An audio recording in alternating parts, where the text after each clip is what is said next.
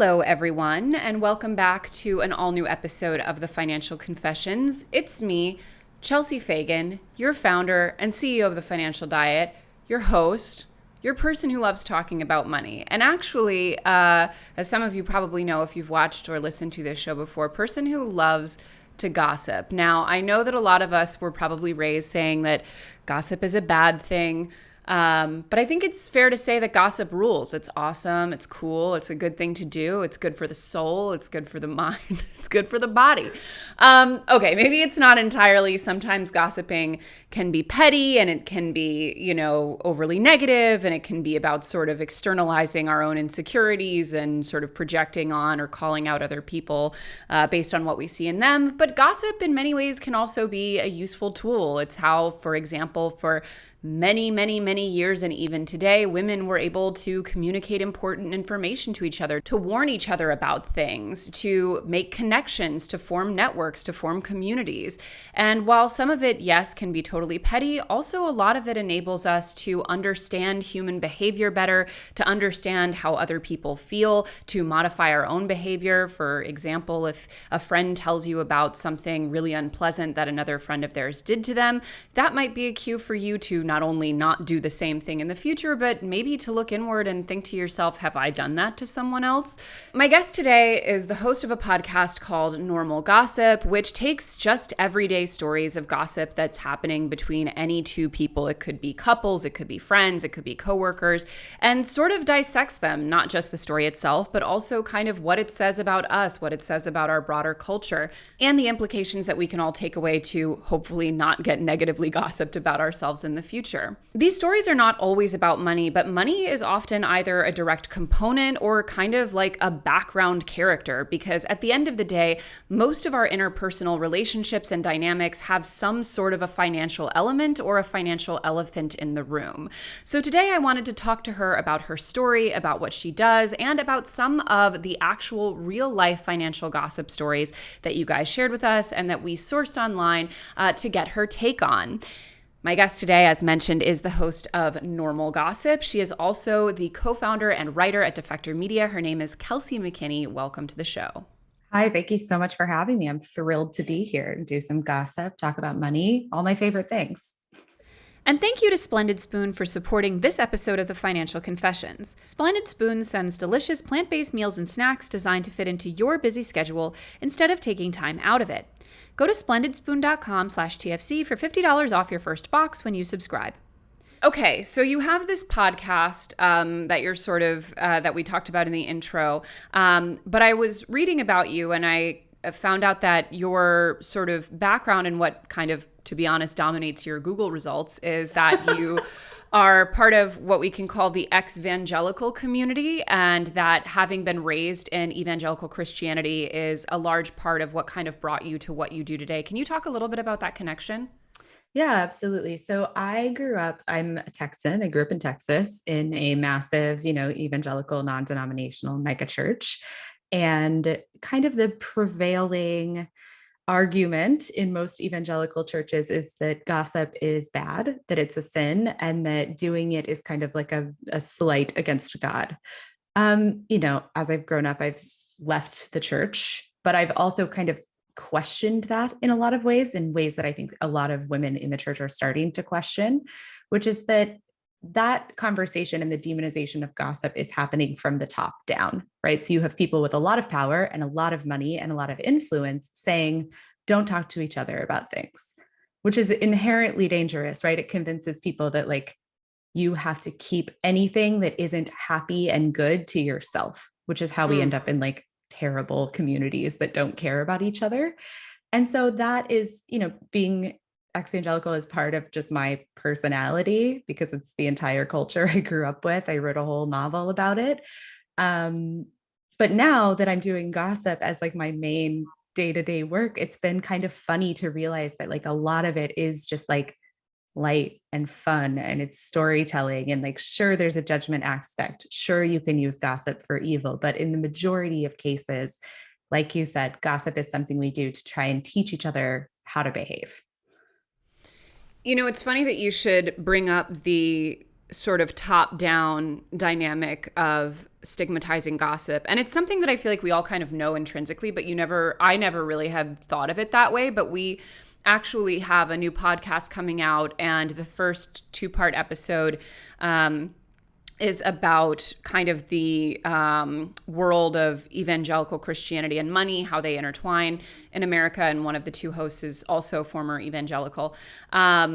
But one of the kind of big stories in the podcast and one of the interviews that we do is with the wife of a very, very high-ranking figure in an evangelical personal finance company, whose husband was for years carrying on all kinds of, affairs and inappropriate relationships with other women in the company, and was, let's just say not behaving in a way that I'm sure he wanted talked about. And it all eventually came out, and, we'll go into it in detail in the podcast. But it is really interesting to think about it through the framework of this is preventing people from talking about these things is really a way of kind of avoiding accountability as much as possible for people who might be doing bad things. Yeah, I think even if we look at the root of the word gossip comes from like it's Old English, right? The word is like God sib, something similar to that. And it comes from women talking to each other in birthing rooms. Like that's what the word initially meant, was women's conversations together in places where like there was no supervision, quote unquote, by the male figures of their community. And when I think about that, it really just emphasizes the fact of what you're saying, which is that people in power, men in power in particular, do not want you to be having these conversations. They don't want you to talk to each other because it doesn't benefit them. It can only hurt them. And as it pertains to money, I think, and this is a dynamic that we see in some of these stories we have here to talk about that I definitely have experienced a lot in my own life, and I'm sure everyone has, is the extent to which being silent about money, regarding talking about money as a social taboo, and as a form of gossip in a lot of cases, is ultimately usually, I think, perpetuated and most enjoyed by people who have money, especially if they have it from, sources that they may not be disclosing, or they may have more of it than they want people to know. It really... To be quiet about money only just continues to perpetuate really imbalanced power dynamics. Yeah, I mean, sharing your salary is gossip, right? Like talking to other people about what you make and what they make is a form of gossip. And it's something that bosses generally do not like because they don't want you to have equal pay, or because they don't want you to be talking to each other and creating unions or something. And so I think you're right. Yeah, it's money is at the heart of, I mean, almost everything that we do in general, but it's especially prominent when we talk about gossip. You have something that a term that you use in your show from time to time, um, secret parent money. Can you talk about that a little bit? Yeah, I'd love to. So I grew up in Texas, as I've said. My parents were lower middle class. My mom worked like a part-time job my whole childhood. And when I moved to the Northeast, I knew that people had money. I knew that there was money that existed in the world that I didn't have. But what I didn't know was that there were people who pretended not to have money. And when I moved to the North, I moved to DC immediately after college, and I started meeting these people who like claimed to do all the same things as me, claimed to have all the same problems with rent as me, right? We're saying like, oh yeah, it's so hard to make it as a writer. It's so hard to like do art as my job. And only like 2, 3, 4 years later would I find out that they had like immense amount of parental financial backing. And the reason that I think it comes up often on the podcast is that, especially in creative careers, that kind of financial backing is a huge leg up on everyone else, which that's not their fault. But concealing the financial backing that you have makes it seem like the steps you are ahead of other people is due to your own brilliance and not due to some kind of cushion, right? So while many people are working like second jobs to make ends meet and to make their art kind of go further, these people don't have to. And I think it's always kind of a red flag to me if you're hiding how much money you make, how much money you come from, right? Like what your kind of status is in the world. It's fine to have those things, but to keep it quiet is a real red flag for me. Absolutely. It's also, I think, one thing that a lot of people, myself formerly included, I was like you. I had a very, very similar trajectory. I actually lived in DC at one point too, and came from a very working class background, and was really not aware the extent to which we were not all having the same experience. My first couple years in these bigger, kind of cosmopolitan cities. But I think a lot of people don't even realize how prevalent this is in media in general, the sort of cultural figures that are shaping our narratives, the people who are, writing articles in the biggest newspapers about money, about policy, about class, the people who are creating television shows. It's like, we did a video a while ago about, why the working class is always so terribly represented on television. It's because none of those in that writing room grew up working class. They don't even know what it's like, And a friend of mine, someone familiar to TFD viewers actually for a long time, worked for, let's just say, a very prominent figure on television who, I think always has gone out of her way to show a very sort of relatable kind of persona in her work and in her sort of personality. And it wasn't until my friend worked for her for several years to be that close to the situation that he found out that her parents were paying her New York City rent until she was almost 40 years old. Oh my God. So this person, but it's not just the aspect, like you said, that it's, we're sort of assuming it's more due to brilliance than it is to advantage, which I think is the biggest issue.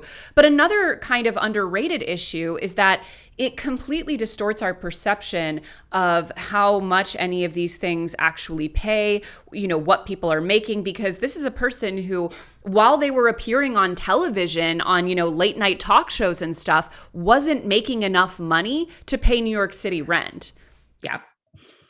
Right. And that's the problem, is that when you have that kind of benefit, not only are you broadcasting that these jobs pay more than they actually do, but you're also unable to have conversations with your peers, right? If you have a financial cushion going into any kind of artistic career, you can take a lower paying job than other people. You can work for less money per word or less money per hour, and that drives down the cost of those services overall. So you have to be open about that kind of stuff. But I absolutely think it's way more common than people think it is. Totally.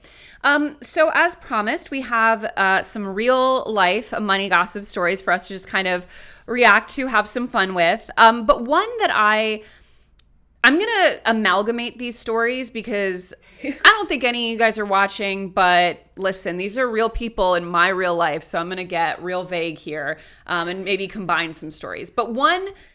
The normal gossip rule is change location, change name, change one identifying feature. So if that helps you. Unfortunately, this was so cheap in this story that I don't know that I'm going to be able to obscure it enough. But no, so this was like, I truly nearly had a hernia when my friend told me about this story. She was like, I know I'm going to tell Chelsea about this, and she's never going to forget it because, of my, personal investment in talking about money, which is very true. So the basic kind of dynamic, and this is something that I think, and I recently did a video on this, is becoming more common, is the sort of billing of friends over social activities, which I think before the age of Venmo would have just been like, you're treating someone or you're hosting someone or you're having someone over. Like, this isn't something that you're necessarily supposed to bill them for. But this was just a rather extreme example where someone in my life was going to travel to Europe, where this person lived. And the person on the other, who lived there, who, has been in this person's life for years, close, all these things, other, aspects of closeness we won't get into, but suffice to say, someone that you would think would definitely be a good friend, was like, oh, well, stay with me. I'll have you over. That way you don't have to worry about it. Okay, great. Why not? very shortly before departure sent a very sizable bill for renting out essentially the guest room. Wait, for the guest room? Like not even for food? The guest room, basically like a nightly fee, essentially. And on top of it, ended up that there were, the people living in the house for most of it. So it's not even like you were like, subletting the place. It was, essentially a house guest. And I, of course, had a breakdown listening to that story. I was like, I can't believe it. How could you? But on a sort of broader level, I was like, it really speaks to our cultural moment that would even be considered normal. Like, I feel like boomers get a lot wrong, but I feel like if two boomers did that to each other, like, it would be war. Yeah. Yeah. We've gotten a couple. So the podcast Normal Gossip, we have an inbox and a voicemail. So we get a lot of stories from people, and we've gotten a few that are in this vein, right? Of people like throwing a dinner party for someone and then charging them for attending the dinner party. And it just feels like it is unfathomable to me. Like I think about like my old Alabama grandmother just like rolling in her grave at the idea of me having someone over to my house and then charging them for it. 100%. And I also feel like, and again, obscuring, but let's just say no one in this story is hurting. Let's just put it that way. And I really have developed a working theory, and there is some data on this, that actually it is the people who have the least who are going to be the most generous and who will literally like make you a fancy meal before they even feed themselves. Mm-hmm. I was just reading a study, I can't remember who had published it, but a study about like community engagement and how like the lower the income of a community, the higher the community engagement is, right? The more willingness that people in that neighborhood have to like help each other with chores, help each other get groceries, because there's kind of a knowingness of like, we're all in this together, right? Like I help you and then you help me later, right? If I get a big paycheck, we go to dinner. And I think it's also kind of unfathomable to me because for years I was like, when I will know that I have like reached where I want to be in my career when we don't have to split the check at dinner by type of meal chosen, right? When I'm not like, I had a martini and this, and so I owe $17, right? When we can just split it even. And so I don't understand this concept of like having money and then being stingy, which is perhaps why I am not a millionaire.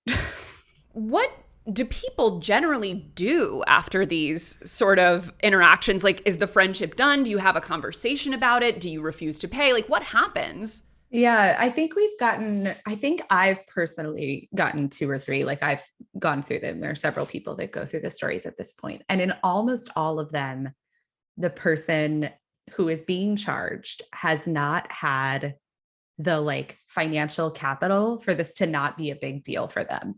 Right. Right. Like which makes sense, right? If you're emailing it to us, then it was some kind of dramatic moment in your life and not just annoyance. But almost all of them have paid it and then killed the friendship. Right. Wow. So like, I will pay you this, but we will not be speaking again, which is like a drastic move, but one that I kind of respect because it's like, well, if you're going to be this way, then I don't know that like I want to interact with you, which is fascinating to me that we have this kind of like, it's a lack of communication. It's the same thing we were talking about earlier, is that like, if you told your friend, do you want to come to my house for this dinner party? I'm going to go all out and get a guy who shucks oysters by himself and it's going to be $100 a person.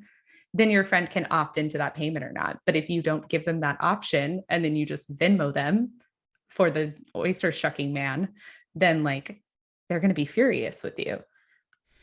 Yeah, it's very difficult for me to relate to the mental process of that because I feel like, and for me, my love language has always been kind of like gift giving, hosting, like, kind of spoiling others, which I know is not everyone's, but also like, we were raised, again, I did not have a lot growing up, but my mother was, the kind of person that I was describing where like we were, barely making ends meet. But if we had someone over, like we were going to have a nice meal for them and give them a nice place to stay. And, don't you dare take out your wallet. Don't you dare clean, all of those things. And what's so unbelievable to me on the part of people who are charging like that, even if you're cheap, which fine, some people are cheap.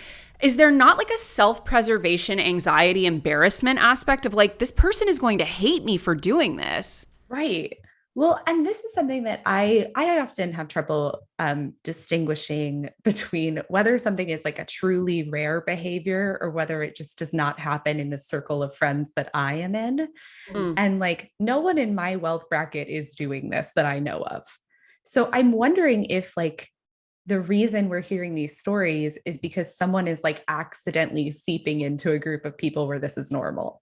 Right? There's another part to it where I wouldn't necessarily describe it as cheap, but I also think that it's very transactional. Things are very, very like, there's an expectation of, complete reciprocity and, I'm doing something really nice for you. You better do something really nice for me. And that I think is more common. Right. I mean, it's almost like a conflation. What you're talking about reminds me of networking, right? Like it's a conflation of like true friendship with a business transaction of Right. like, oh, well, I've done this for you. And so you owe me this. Whereas like an actual, I think, healthy view of friendship is to say like, in some periods of time, I'm going to give more and then in others, you're going to give more. And we're not going to keep a very close tally of who owes each other $40. Well, especially if both parties don't have the same amount of money, because what blows my mind about the story I'm talking about and what you sort of identified as a common occurrence that you've seen is that the person doing the unexpected and substantial charging has a lot more money than the person being charged.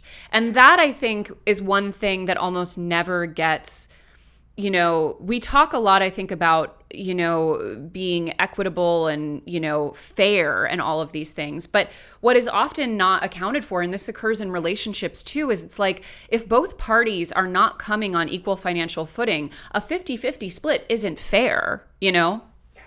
It's the difference in fairness and equity, right? Which is like, do you want to be in a friendship where everyone pays the exact same amount of money for everything at all times and everyone does the exact same amount of emotional labor? Or do you want to be in a friendship where you are like accommodating of each other? Exactly. So to get into a couple of the other stories we have.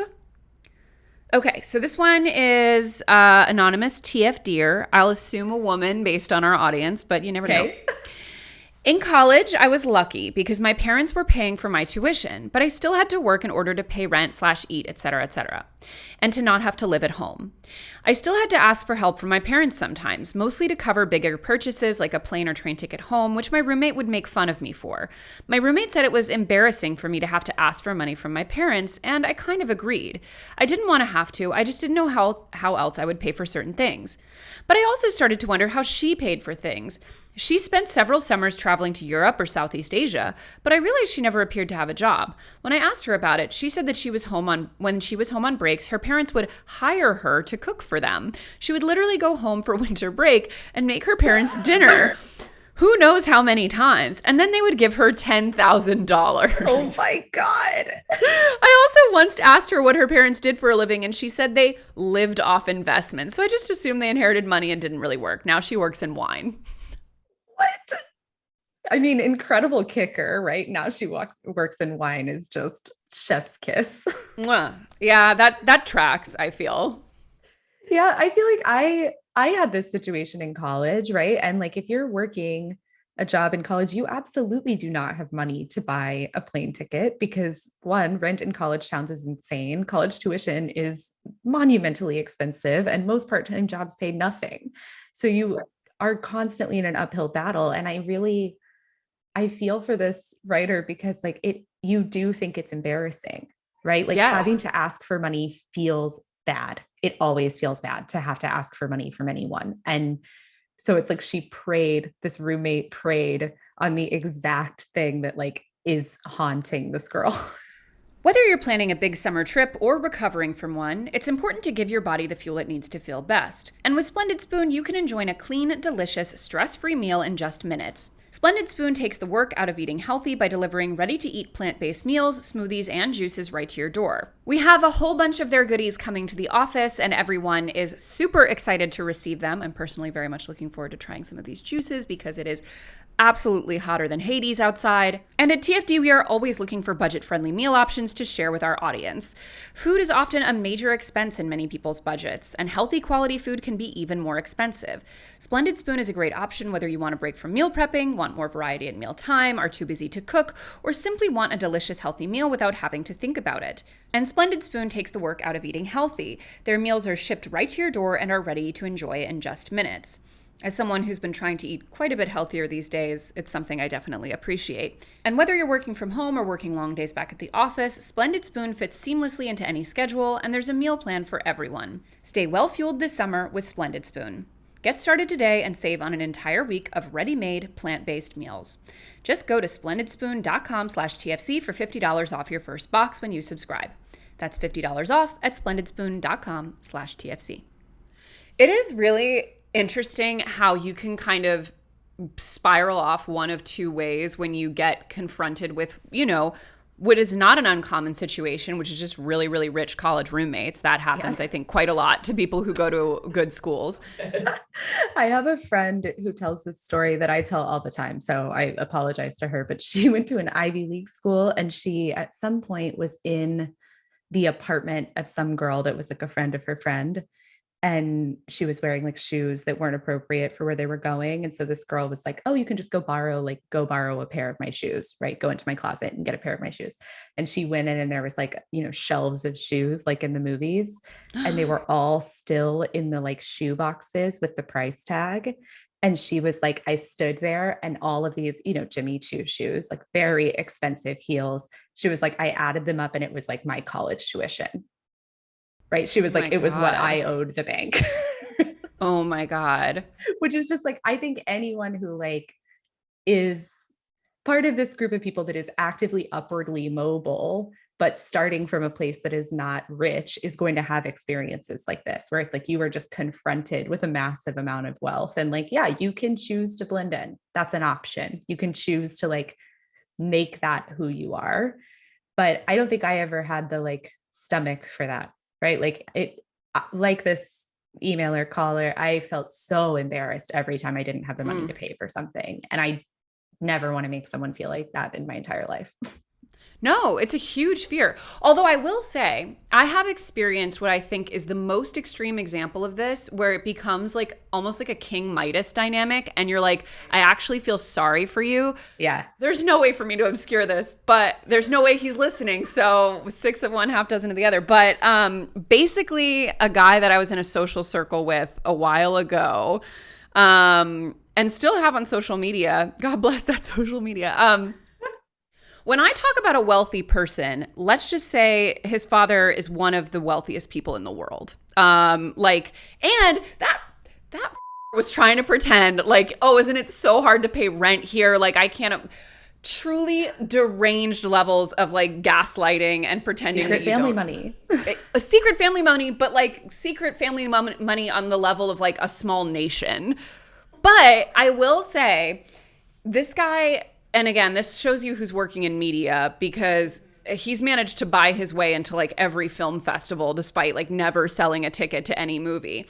And I remember when I was like very much exposed to this person socially, at the time I was like very much struggling in my media career. It was painful. And this guy had like, his father had just like purchased him expansive state-of-the-art like facilities and offices and all of these things in one of the more expensive neighborhoods in the city. And just like, but I will tell you, on the King Midas tip, I was like, I think there's a certain point at which you're like, I don't know if you watch Succession, but like, yeah, you're just going to be a Kendall Roy figure. Like, you're never going to be fulfilled. You're never going to be truly like accomplished. And I do think that there is a certain point at which it's on such a different plane that you're like, yeah, now I actually had circled back and I kind of feel bad again. Yeah, I mean, it's hard for me because I do think a lot of rich people are really miserable.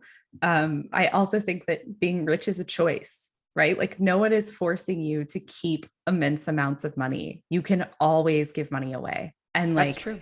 it is very hard for me to feel a lot of sympathy for people who only give money away for tax breaks when they are saying that they feel sad. I'm like, well, the middle class is available to you. Simply donate all of your money.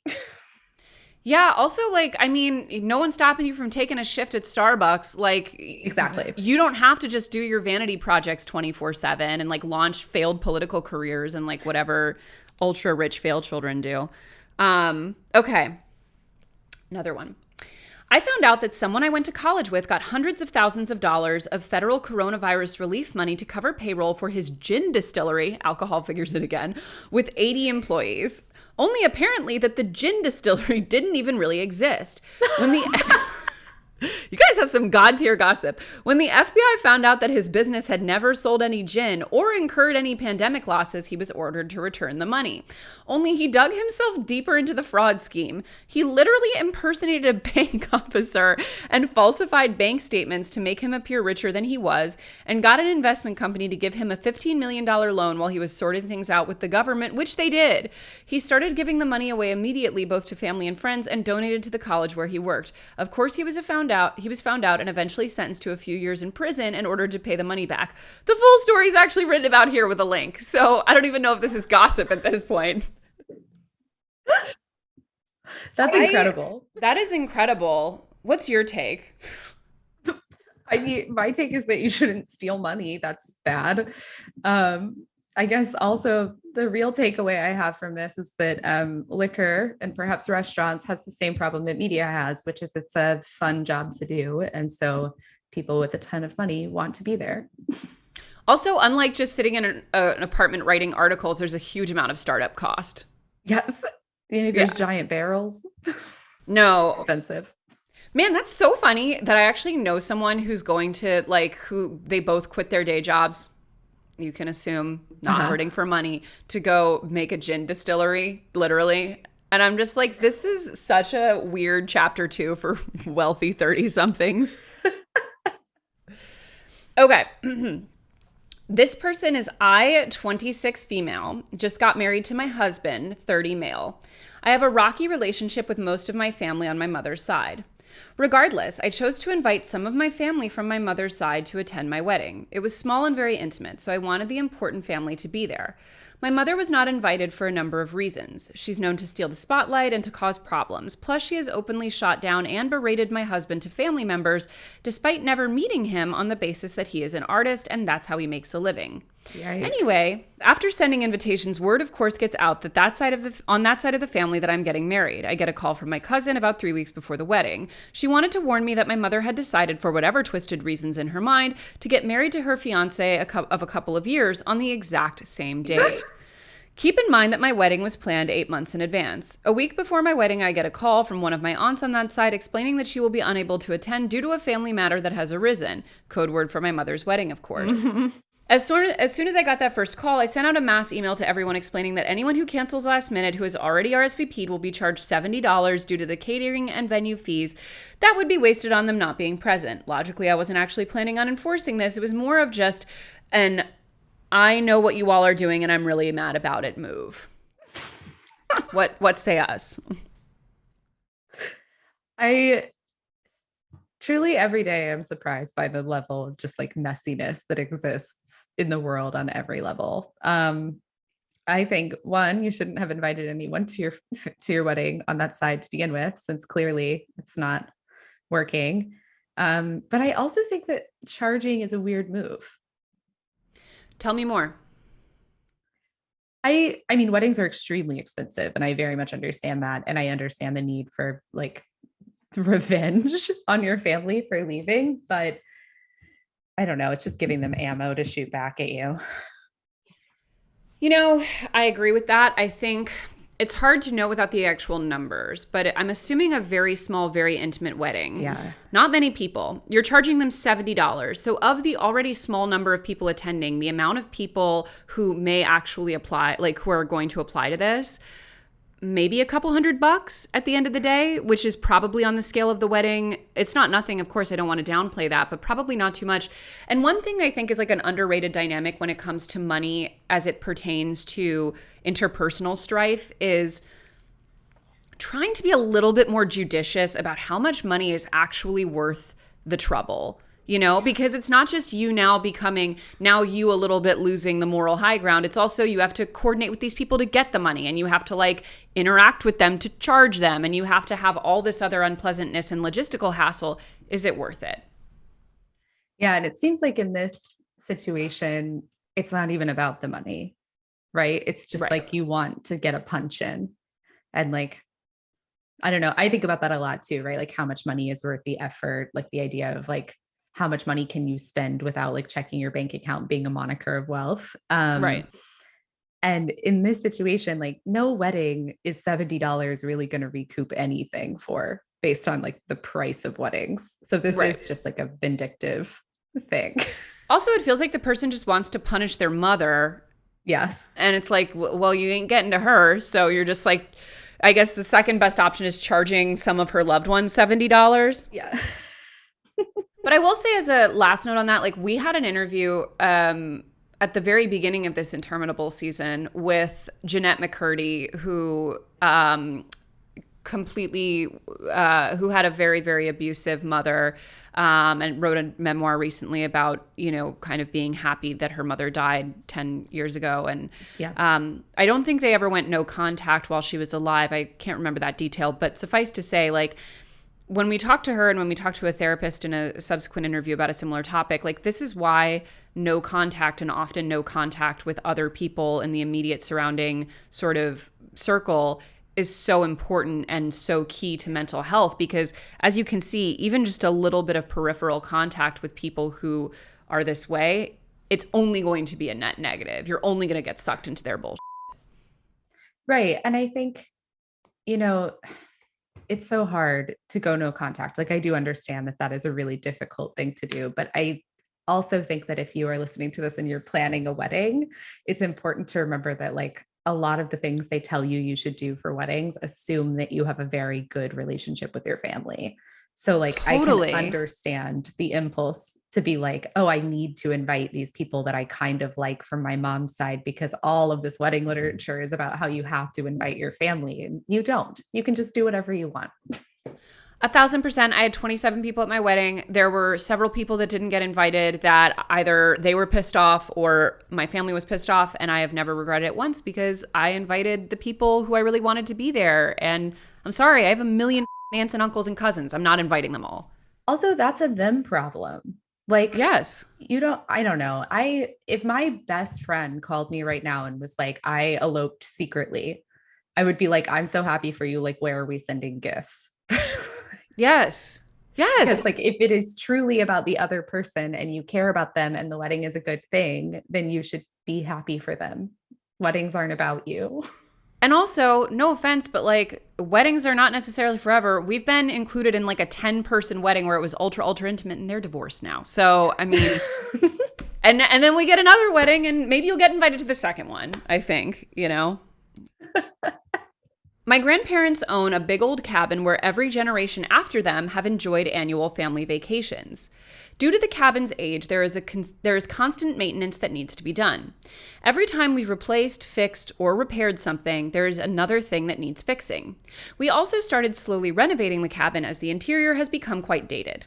These costs have become too much for my grandparents to handle by themselves, especially since their age means they can't do much of the work themselves and they need to hire professionals instead. This has caused them to implement a fee system. The rule is as follows. Every person from the age of 20 years onwards needs to pay an annual fee to be allowed to stay at the cabin. The size of the fee varies as it is calculated according to how many people plan on using the cabin and how big the upkeep costs were the previous year. I've happily paid this fee ever since the rule was implemented, and so have my parents, aunts, uncles, and cousins. Every summer, my whole family goes to the cabin for a weekend. I decided to invite my girlfriend along as I want to introduce her to this tradition, as she's someone I imagine spending many future summers at the cabin with. She was ecstatic about the idea of meeting my extended extended family and going to the cabin, as she's very curious about it after hearing me talk about it a lot. Naturally, I sat her down and told her about the rule and how she needed to pay, and everyone else paid, and that it was only fair for her to do so as well, since she would be using the cabin when coming with me this year. This year's fee is around $200 to $400, depending on how many people use the cabin, due to a big roof leak and some pretty substantial water damage. The idea of paying this fee really upset her, and we had a big argument where she concluded by saying she would make other plans without me this summer. The rule is very simple and made completely fair on everyone. I don't understand why she thinks should be exempt from it. My brother told me I should just pay her fee for her, as my extended family would really like to meet her, but I don't think that's fair for me to pay double the fee when she's completely capable of paying it herself. Okay. All right. One, you invited her. Right. She's your guest. Let's start there. She's your guest. So like what it's interesting to me, like this fee structure is interesting to me for a lot of reasons, but like all of that is now irrelevant because the question is, does your girlfriend have to pay the fee for visitors to the cabin? And the answer is no, because one, you invited her, and two, you said in the like fee system structure that it is for like future use of the cabin. Right. Your girlfriend is not guaranteed future use of the cabin. Right. Also, if I'm the girlfriend in this scenario and I'm paying $400, I'm like, I'm picking where I stay and not just going to this creaky cabin full of your cousins. Or if I'm the girlfriend and I'm paying $400, I'm going to be like, sick, which weekend can I have for me and my friends? Yeah, exactly. Because it seems like I've paid to play. Yeah, like you're now a shareholder in this disgusting sounding cabin. No. Also, like rare to be like, you should listen to your brother, but truly you should listen to your brother, like pay for her. Although I got to hit the brother with the right for the wrong reasons, because he's like, you should just pay for it because we want to meet her. No, you should pay for it because she's your invited guest. Yeah, this is so weird. Like in many ways, it's very weird to me. The idea of like every adult over the age of 20 paying fees to go to this cabin. It is, I have mixed feelings about it because my husband's family has, throughout the family, there's like, it's big where he's from to have like properties. Like that's like where you hold your wealth. So every family ends up with these big properties that like are not necessarily any place that everyone's clamoring to vacation at. You know, it's not necessarily like the big lake house, but there is, you know, and obviously through things like estate planning, there are ways to pass things down, you know, and whatnot. But I do think there's often when it comes to property, and we've seen this play out, you know, I think everyone's probably seen some version of this play out in their life.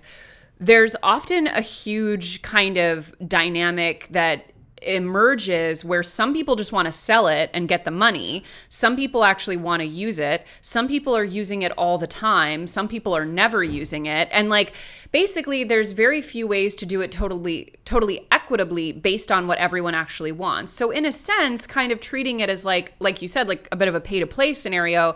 Well, at least maybe then that's based on how people are actually using it, you know? Right. And that makes sense to me, right? It does make sense to me, the idea of like, well, our family is going to use it for 4 weeks this year, so we're going to pay slightly more than the other families that are only using it for 2. Like that seems fair to me.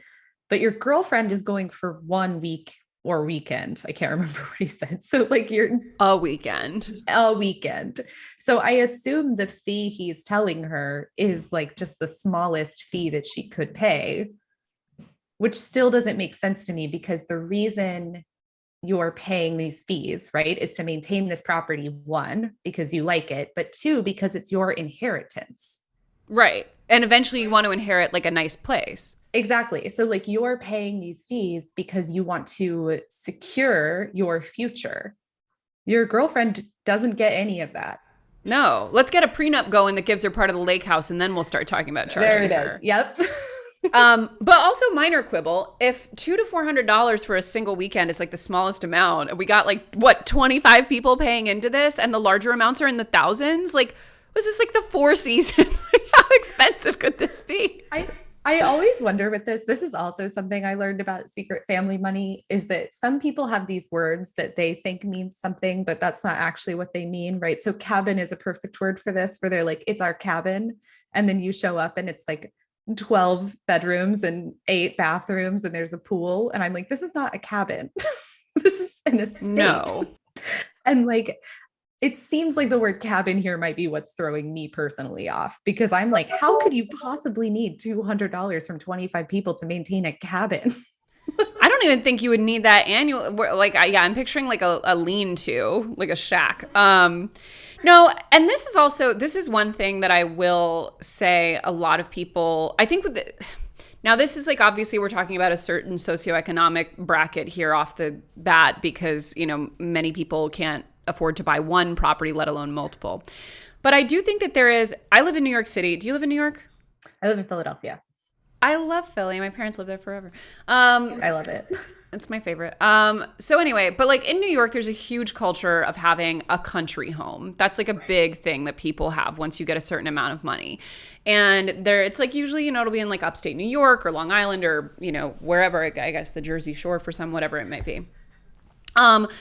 And I feel like it's this sort of, default option that a lot of people look at doing. And I think a lot of people don't necessarily realize that, like, when you're doing that, you are basically committing to like every weekend that's where you're going. And you also have to like figure out transportation. This is what leads to a lot of people getting cars in New York City, which is another albatross. But like, you basically are like, well, in order to make this financially viable, we're never going anywhere else. We're just going up to this, summer home.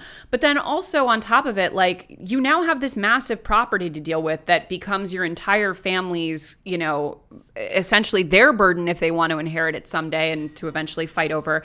And I do feel a little bit confused as to why that's like such a popular thing for people with the money to do it.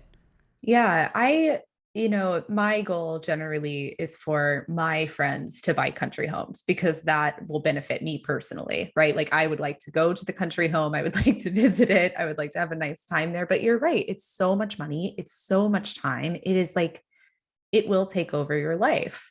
And I think there's like, I understand, like being from Texas, I understand the idea of like, I want to own property. I want to own land, right? Because that is like an American mindset, is to just like buy the property underneath you. And it is weird to be like, well, I spend all week in the city and then I drive 200 miles to my country home where perhaps a bear has entered. But also like, we're not changing climates, we're not changing cuisines, we're not changing, like, you're basically, and like also, listen, I live in New York, obviously our friends are in their 30s, they're having kids. We got some friends that live out in the suburbs. That's country enough for me. I'm going up to Connecticut to visit someone for a weekend. That's the country. I'm in the country. You've got a yard? That's a country, baby. So as a kind of like closing thought, from your vast experience listening to these sort of gossip stories, again, many of them having some sort of financial element, do you feel that there are like general rules of thumb, good sort of pieces of advice that you've gotten from doing this work that you maybe didn't necessarily think about before going into it as it pertains to money? For like general people and the way they use money? Yeah, and for yourself as well. Yeah, the first thing generally is, we got an email a couple of days ago from a woman that was like, is it intentional that like you often talk about like rich people on this podcast? And I was like, well, it's not intentional, but also that's where most of our stories come from, because a lot of the pettiness that exists in the world exists because people have too much money and don't know what to do with it. So I think a general rule of thumb that I have learned is just do not enter that tax bracket. Like I have said, you can keep yourself out of it if you want to, but like a lot of pettiness I think could be solved by like taking a deep breath and saying like, okay, like you said, is this amount of money worth it to me to cause this drama? What is my like end game here? And I think another thing I have learned and noticed is that people are often in relationships or friendships that they don't want to be in because they are financially beneficial to them. And that is a very dramatic choice to make, and usually not one that benefits you. Yeah, I think those are both really good pieces of advice. And I think another one that I would just add is that, like, because you mentioned that when you're getting these stories, a lot of people end up paying the money and nuking the friendship, which I think is in some ways almost a worst of both worlds outcome. Yes. Because not, okay, you paid, so it looks like you were okay with paying, and then you just nuke the friendship, so you just kind of seem like an like on top of it, and now you're the bad guy. I would say like having a script that feels comfortable to you, or a few scripts when these money things come up, like in the case of being unexpectedly charged for something you thought was a gift or a treat, or where you were a guest. I think, being able to say something like, hey, I really loved being able to do this. It was such a great time. But, I wasn't expecting for it to be a cost. And honestly, it's not something I really would have budgeted for if, I had known. And, kind of having that conversation that kind of states the boundary and, in an empathetic way, assuming they're not just like evil, in which case, why are they your friend? But giving them the opportunity to understand that these financial whims to them have consequences for other people. Yeah, I think also there is, if you do not talk about money openly with your friends, if you're in a kind of like friendship group where that is not a topic, I think most people assume that other people make a similar amount of money to them. So like there is a benefit to saying like, hi, I don't make as much money as you and I can't afford to pay for this. And I thought it was a gift, right? Like you're right. That is a good script to have. Yeah, because not only does not saying something not help you, it also potentially perpetuates the problem with other people in that person's life. Yes. This has been such a joyful conversation, as I knew it would. So much fun. Look how fun gossip is. We love it. We love to gossip. We're just learning about drama. Who doesn't love the drama? Where can people go to get more of this awesome content? Normal Gossip is on every streaming platform that exists. And we're also on every social media that exists. And I am on every social media at McKinney Kelsey. Perfect. All right. Well, thank you so much for joining us, Kelsey. And thank you guys all for joining us. And we will see you next Monday on an all new episode of The Financial Confessions.